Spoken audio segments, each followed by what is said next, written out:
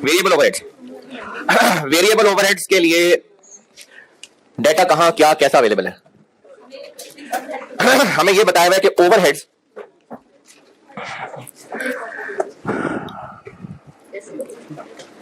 Overheads के बारे में कहा हुआ है कि ये 20% ऑफ मटेरियल कॉस्ट है, यानी OAR है, परसेंटेज ऑफ मटेरियल कॉस्ट।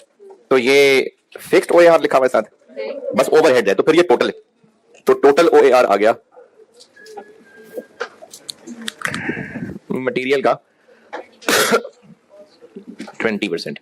तो मटेरियल हम ये तीनों निकाल चुके हुए हैं, इसका 20-20-20 कर लेते हैं। 333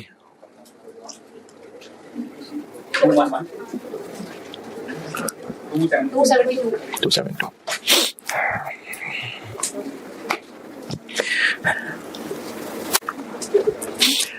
और इसमें से निकाल लेते हैं फिक्स्ड OAR। फिक्स्ड OAR कितना है? फिक्स्ड OAR के बारे में कहा हुआ है कि 5 मिलियन है एस्टिमेटेड फिक्स्ड ओवरहेड्स, और इनको एलोकेट किया जाना है, मतलब उनकी बेस है मशीन आवर्स। तो 5 लाख डिवाइडेड बाय 1 लाख, तो ये आ गया 50 है। 5 मिलियन है 5 लाख। अच्छा 5 मिलियन कहा था मैंने। 5 मिलियन डिवाइडेड बाय 1 लाख 50 लिख दूं, 60 लिख दूं। ये है रुपीस पर, नहीं बात एलोकेशन की नहीं है, word allocation is not important. बात ये है कि ये 333 क्या है? रुपीस पर यूनिट है। 20% किससे मल्टीप्लाई किया है? तो ये पर यूनिट है ना, तो इसका 20% लेंगे तो पर यूनिट ही है। तो ये अभी इस वक्त पर यूनिट लिखा हुआ है, तो इसमें से फिक्स्ड OAR पर आर माइनस कर दें। नहीं, वो भी पर यूनिट करना पड़ेगा। तो 50 जो निकला है वो पर आर है। पर यूनिट बनाने के लिए क्या करें? जितने एक यूनिट पे मशीन आवर्स लगते हैं उससे मल्टीप्लाई करना पड़ेगा, क्योंकि जब आपने मटेरियल कॉस्ट पर यूनिट ली है और उसका 20% लिया है तो वो ओवरहेड भी पर यूनिट ही निकला है। तो इसमें से अगर fixed OAR per unit minus करेंगे तो वेरिएबल OAR पर यूनिट आएगा। तो 50 रुपए निकला था, 5 मिलियन डिवाइडेड बाय 1 लाख, वो पर आर था, पर यूनिट बनाना पड़ेगा और मशीन आवर्स दिए हुए हैं, तो इधर आ जाएगा 200, ये 150, तो वेरिएबल OAR बन गया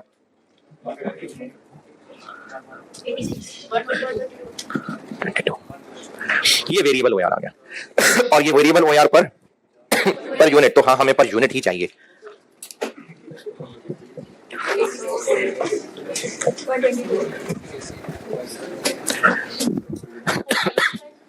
फोर 7 5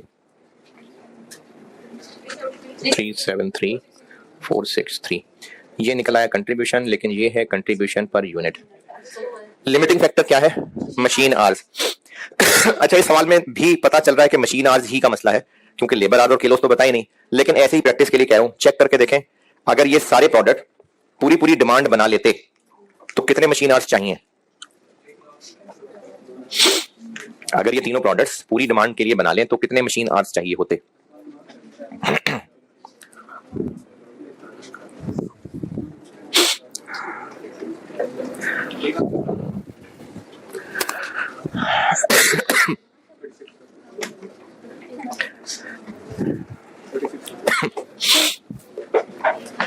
वन 117, तो है ये अवेलेबल 1 लाख, तो हाँ इसीलिए लिमिटिंग फैक्टर भी है। लिमिटिंग फैक्टर मशीन आवर्स हैं और हमें चाहिए कंट्रीब्यूशन पर यूनिट की बजाय कंट्रीब्यूशन पर आर। इसके लिए चाहिए मशीन आवर्स, तो कंट्रीब्यूशन पर आर बन गया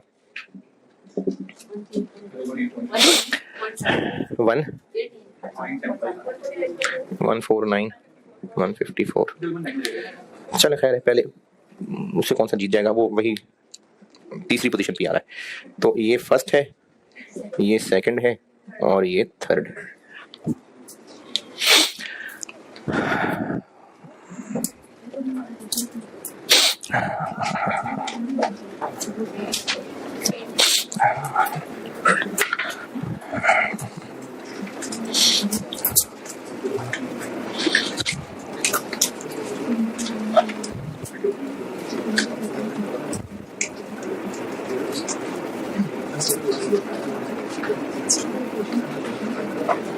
सर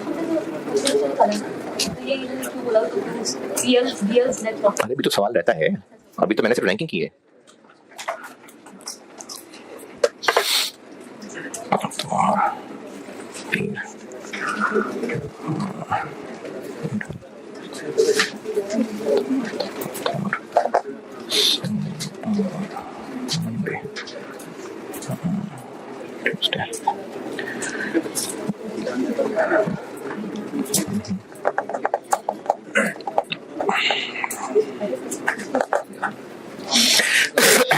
अब इस रैंकिंग की बेस पे ऑप्टिमम प्लान बनेगा।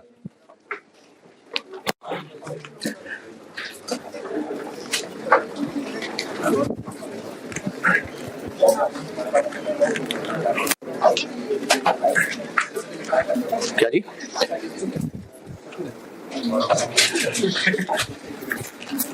इसको कुछ तो आती है?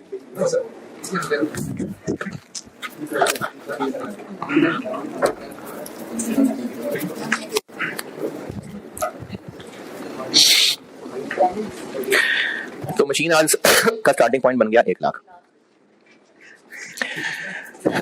सबसे पहले बनाएंगे कितने यूनिट्स बना लें? 9,000। 9,000 के हिसाब से इंटू 3 27,000 घंटे लग जाएंगे और बाकियों के लिए रह जाएंगे 73। फिर नंबर आएगा हेक्सागोन का, उसकी डिमांड। अच्छा, पहली लाइन तो इंशाल्लाह पूरी हो ही जाया करेगी। जरूरी नहीं है कि मसला आखिरी प्रोडक्ट में होगा, दूसरे से देखना शुरू कर दिया करना। पहला तो बन ही जाएगा, वरना तो बड़े बेकार बिजनेस को तो वैसे बिजनेस बंद कर देना चाहिए। तो दूसरी लाइन से देखना शुरू कर दें। हेक्सागोन पूरा बन रहा है, कैसे देखें? डिमांड से मल्टीप्लाई करके देख लें है कि नहीं। तो कितनी डिमांड है? तो इससे हो जाएंगे पूरे 50, बाकी रह गए 23। और पेंटागन ऑब्वियसली नहीं बनेगा, पेंटागन के बन पाएंगे 5750। ये हो गई सवाल की रिक्वायरमेंट में से आधा हिस्सा, ऑप्टिमम प्रोडक्शन प्लान।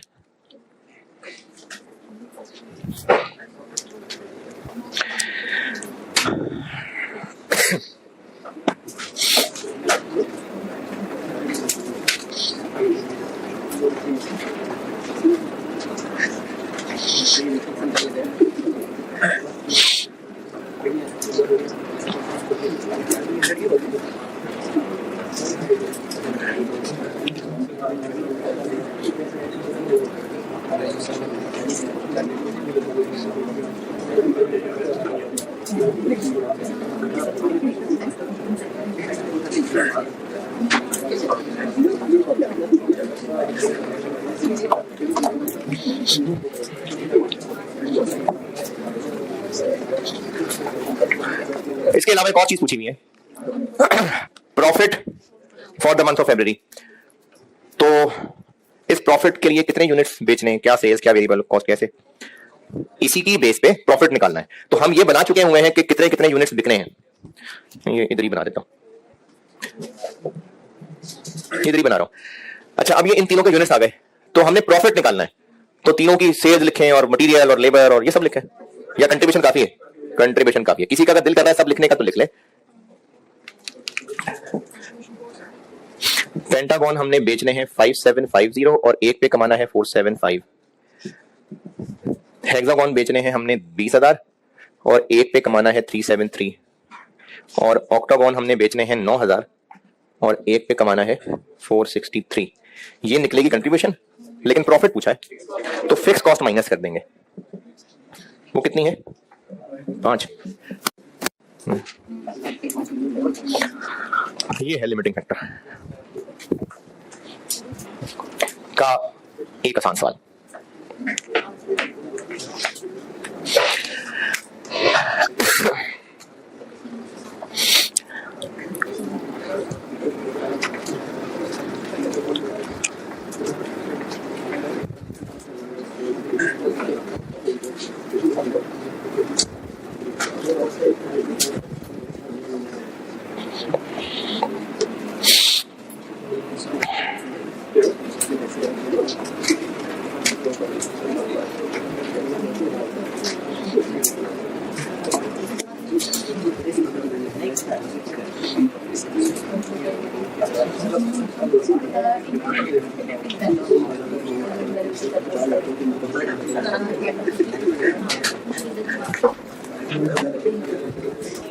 डन।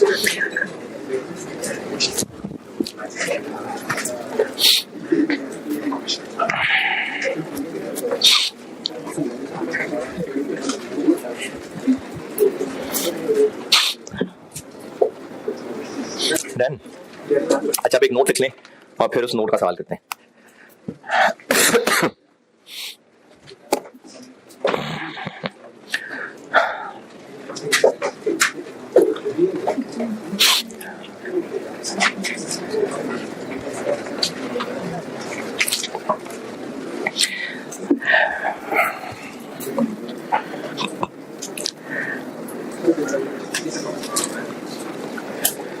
पहले समझाता हूं, ये जो रैंकिंग की है, ऐसा हो सकता था कि पी की बारी ही ना थी।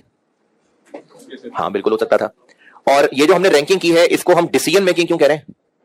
क्योंकि हमने डिसीजन कर लिया कि अब फरवरी के महीने में इतने इतने यूनिट्स बनाएंगे तो सबसे ज्यादा फायदा है।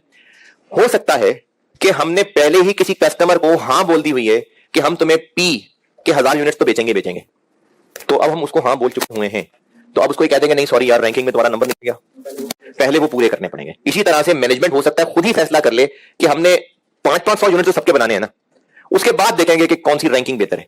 तो मैनेजमेंट की तरफ से प्रोडक्शन की कमिटमेंट है, अगर इंटरनल भी हो सकती है एक्सटर्नल भी हो सकती है। क्या मतलब इंटरनल एक्सटर्नल? वो डिसीजन भी हो सकता है, कस्टमर की तरफ से भी पक्का वादा हो चुका होता है। तो अगर कोई कमिटमेंट है तो पहले वो कमिटमेंट वाली प्रोडक्शन पूरी होगी, उसके बाद रैंकिंग के मुताबिक प्रोडक्शन करेंगे। दोबारा, अगर कोई प्रोडक्शन की कमिटमेंट ऑलरेडी हम कर चुके हुए हैं, चाहे इंटरनल चाहे एक्सटर्नल, तो पहले उस ऑप्टिमम प्लान में पहले कमिटमेंट वाली प्रोडक्शन होगी, उसके बाद रैंकिंग के मुताबिक होगी।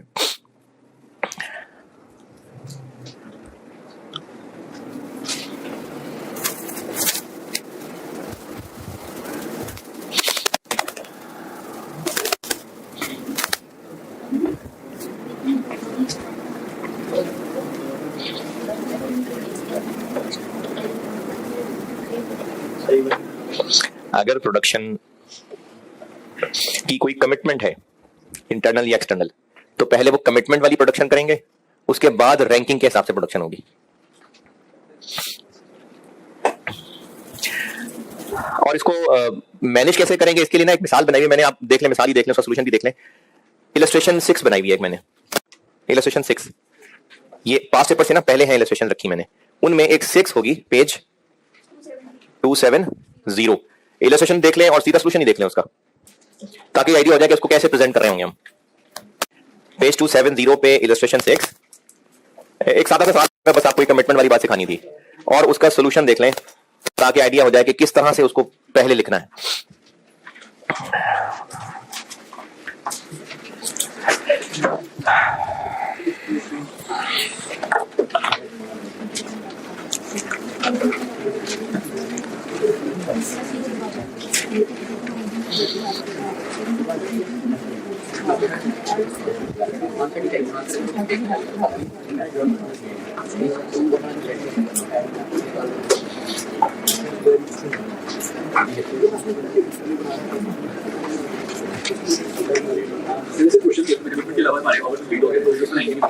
कमिटमेंट पे पूरे हो गए।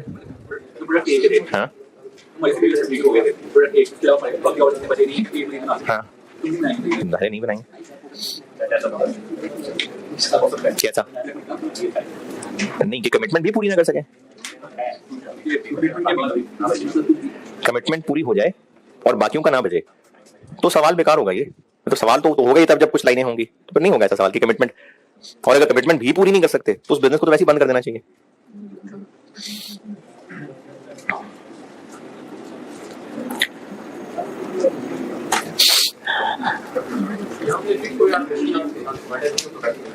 OER के हिसाब से बांटा है से मुराद?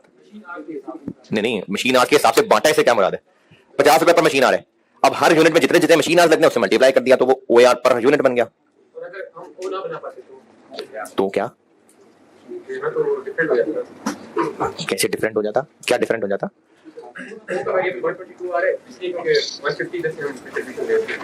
150 कंट्रीब्यूशन कहाँ लिया भाई मैंने?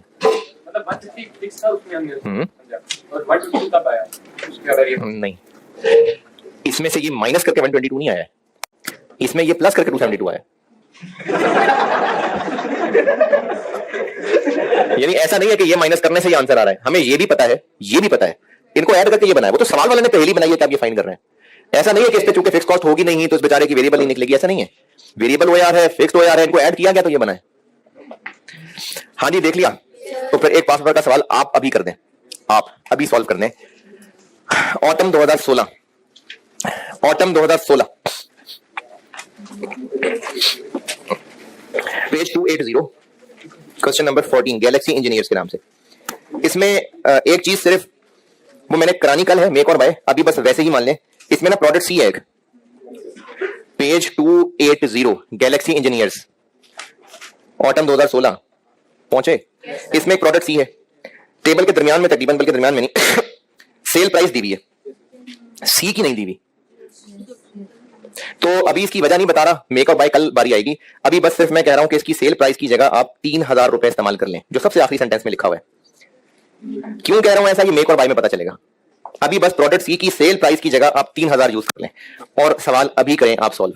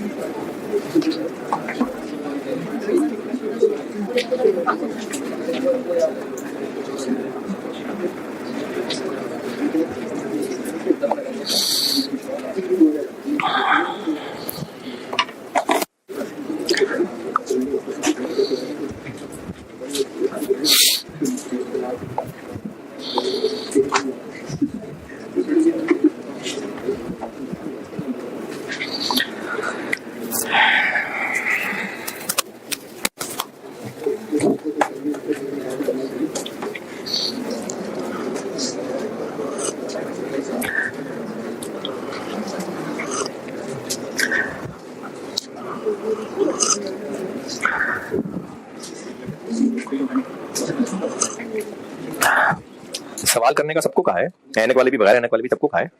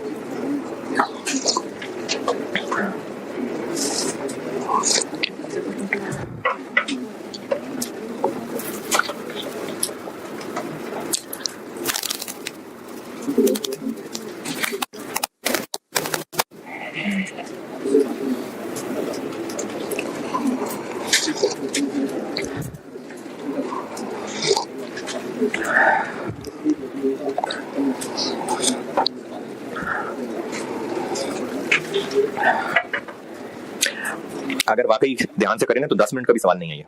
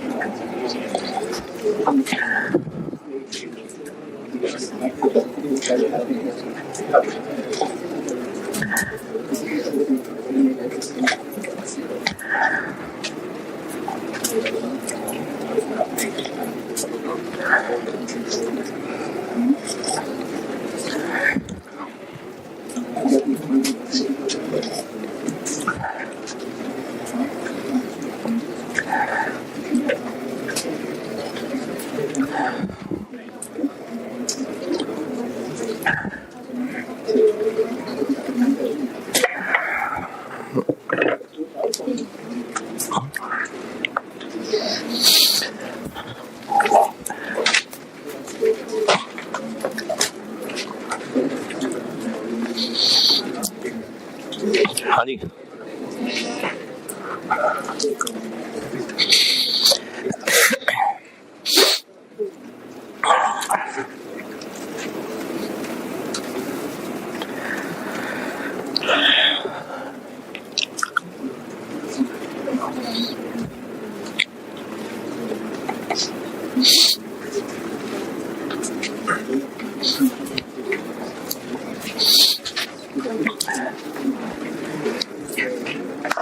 ज्यादा देर लगा दी यार।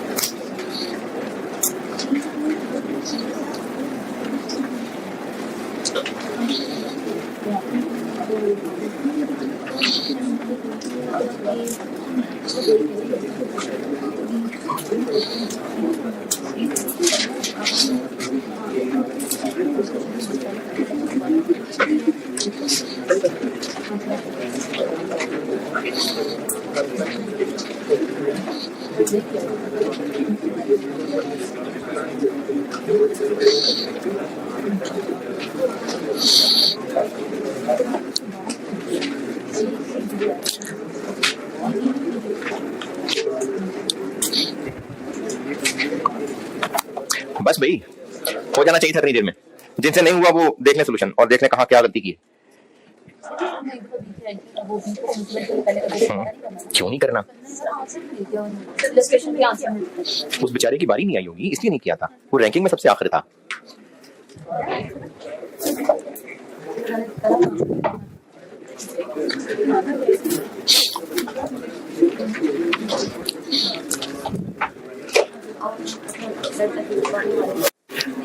हाँ जी डन।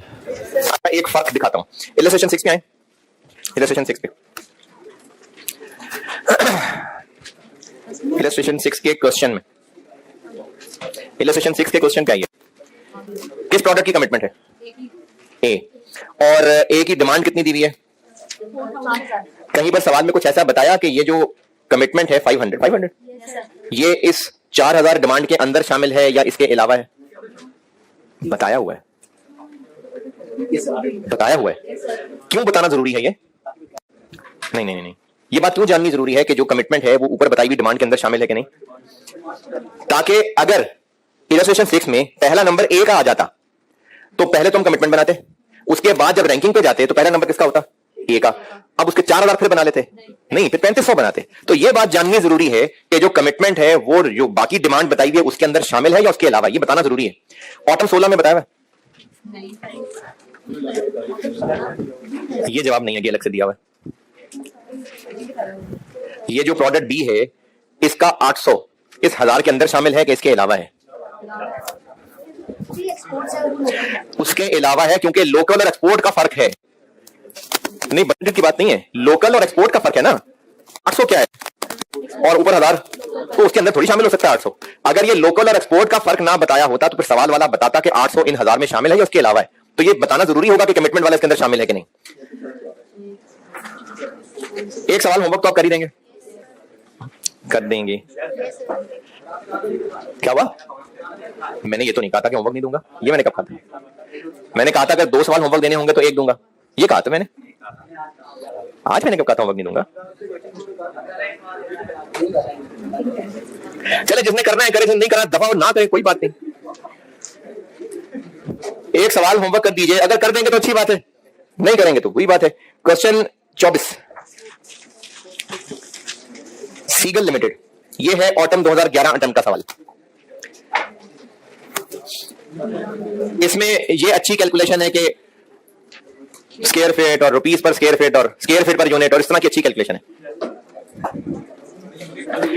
मेरी बुक में क्वेश्चन नंबर 24 है, ये सीगल लिमिटेड के नाम से है, ऑटम 11 अटेम्प्ट का है, स्प्रिंग 11 ऑटम 11।